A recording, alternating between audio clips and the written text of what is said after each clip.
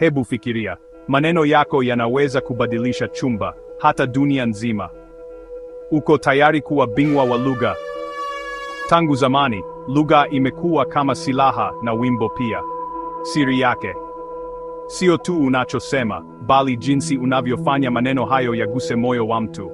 Watu wengi wanaogopa kuongea, lakini kuficha sauti yako ni kama kuficha nguvu yako. Twende tukaivunje hofu hiyo. Hapa kuna siri 3 za kila mzungumzaji mahiri. Kwanza, sauti yako ni zawadi. Itumia kama ngoma. Pili, mwili wako una lugha yake. Acha maneno yako yawe hai kupitia mwili. 3, macho yako ni milango.